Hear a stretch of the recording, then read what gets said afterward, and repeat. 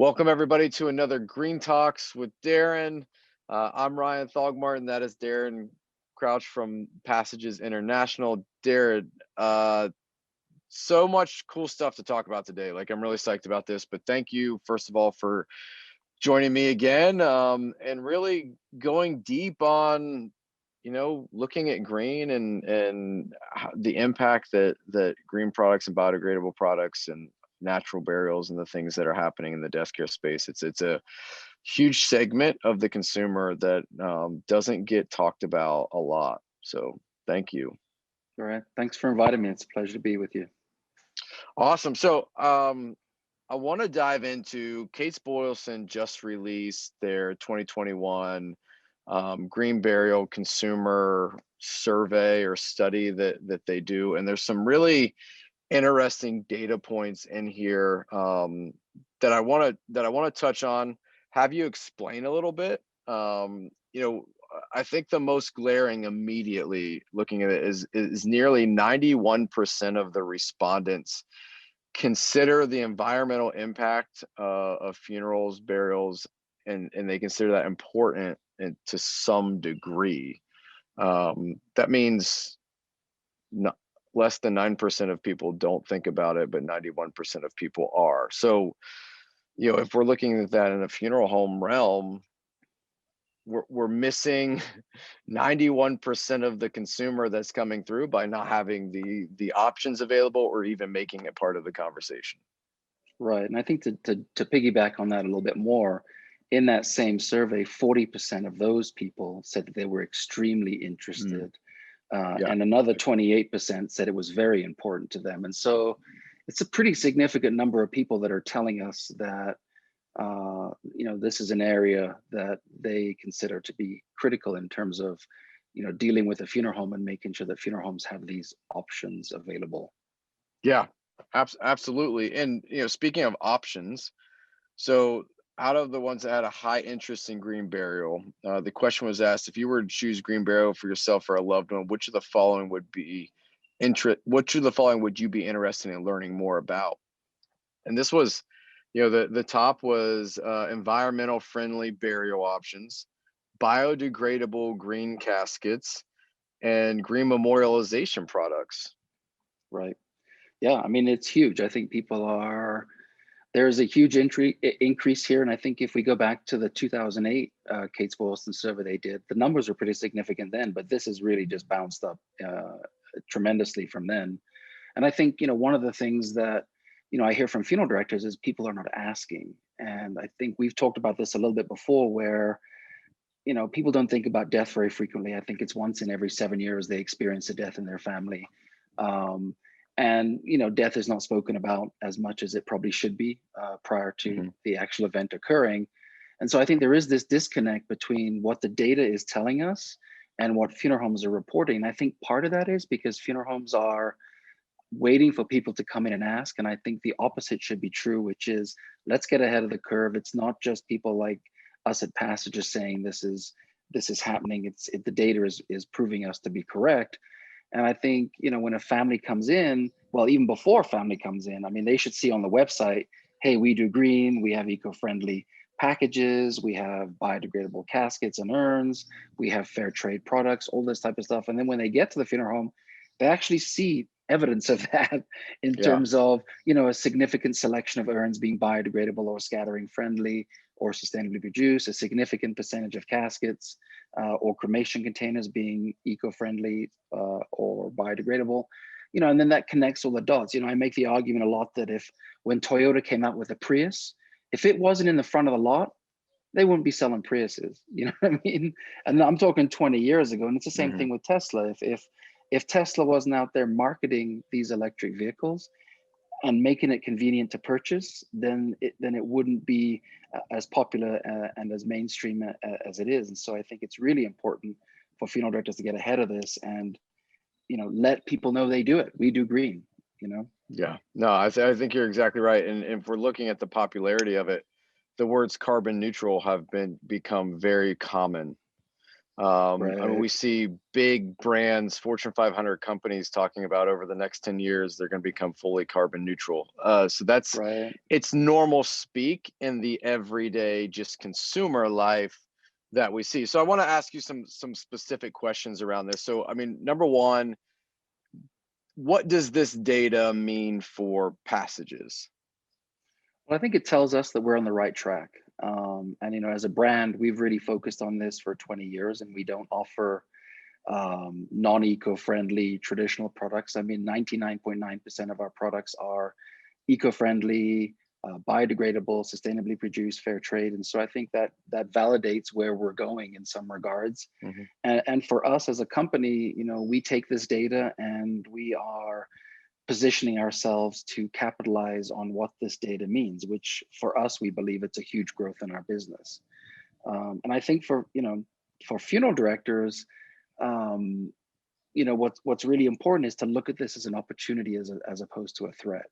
Um, I think so often funeral directors look at a wicker casket, for example, they may retail for $2,000, $2,500, and they're like, well, no one's going to buy my, $8,000 copper casket. And we communicate with funeral directors say, well, this consumer was never going to buy that product. This Mhm. consumer wouldn't take that product if you gave it to them for free. They see no value in it.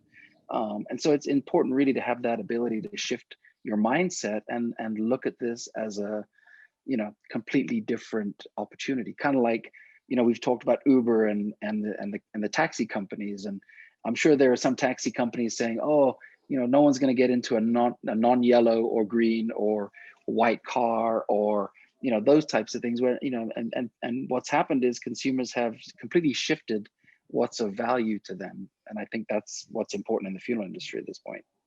Yeah, I mean, whether shifted what's valuable or it's a new consumer with different values, and Right. I think that's a big component of it. Is this consumer is not your it's a different conversation, and you got to Right. treat every family individually, and that's why multiple stores offer packages and like, not there's not one size fits all. You have to have the different conversations. So, all right, for the profession, what does this data mean? I mean, you care so much about this profession and how we evolve. So what does this data mean for the entire funeral profession? Well, I think we need to make a shift as quickly as possible. I mean, I think if you look at some of the demographics in the data, it is a bit of a younger demographic than maybe we might ordinarily see. Um, but it definitely tells us it's not a if, it's a when. And so in some parts of the country, I think there's going to be a demographic and there's going to be a consumer base that this is much more important to than potentially other parts of the country. But it's coming across the board. And if we equate this to cremation, obviously in the last 20 years, we've seen places like Seattle and the major metropolitan areas have huge cremation rates, 80, 90%, whereas, Birmingham, Alabama or whatever, maybe 15, 20%, but it's all going in that direction. I think the same is true of green. And I think, for funeral directors and cemeterians in particular, there's an opportunity to get people out of cremation and back into burial if they position this right. And as a cemeterian, I would be saying, listen, this is going to give you the opportunity to sell real estate again, and be doing full body burials, opening and closings, the whole 9 yards. And so it may reinvigorate cemeteries, I think, as well. It's a good point. That's a really good point. Right. I was going to kind of make the comparison to cremation. For so many years, the profession kind of just pushed cremation to the side, and now that it's overwhelmingly 51% of the population is choosing cremation, it's like a firestorm to try to figure out how do we get in on the cremation game, and we're playing catch up where the writing's on the wall now. The data is Right. there, the supports.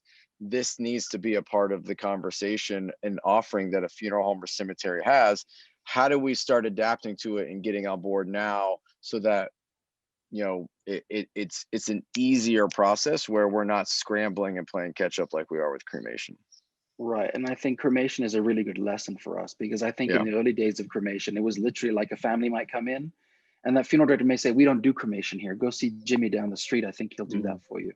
And those firms, I'm not even sure if those people are still around, but I think we Probably don't want to not. be, we don't want to be dealing with green like that. You know, we want to Yeah. be like, yeah, you know, we can do traditional burial with embalming, metal casket, church service, or we can do, you know, a natural burial at our green cemetery without embalming, but we'll still present your loved one in a wonderful way and anoint their body with essential oils or whatever it might be.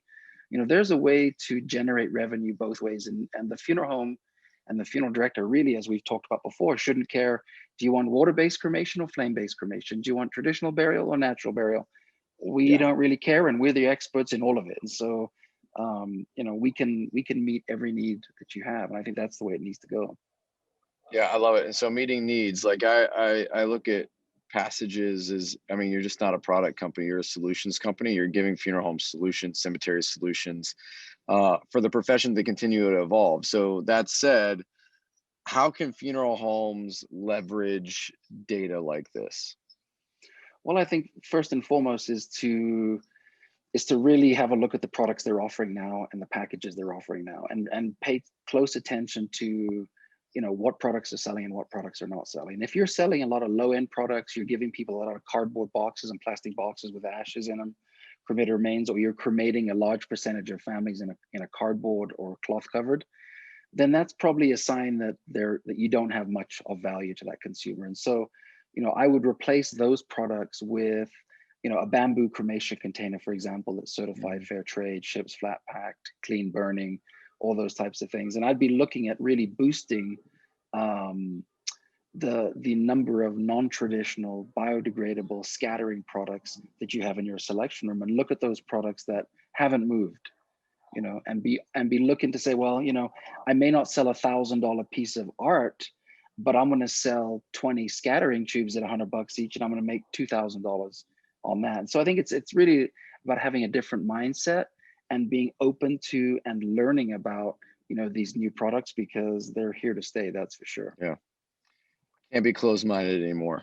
We have to Right. be open. We have to be willing to have a conversation, and we also have to be willing to look at the data and look internally at, okay, where are we missing? Like, where are the holes? And you know, as a marketing company, we do SWOT analysis on a recurring basis all the time. Like it's a lot of that process. You know, where are the holes? Where are our opportunities? Where are the trends? And you know, what are we good at?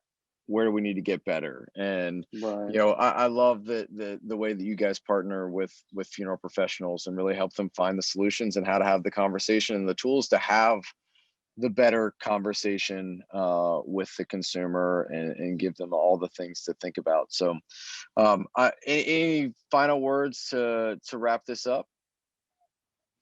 The only thing I would say is, you know, reach out to us. You can reach out to me directly at Darren at passagesinternational.com. You can call us at 888-480-6400, or reach out to our website. And we, as Ryan said, really want to partner with you and make sure this is customized for your particular firm and market.